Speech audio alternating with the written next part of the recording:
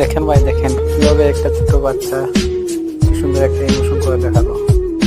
এরকম ভিডিও যদি আরো দেখতে চান ভাই আমার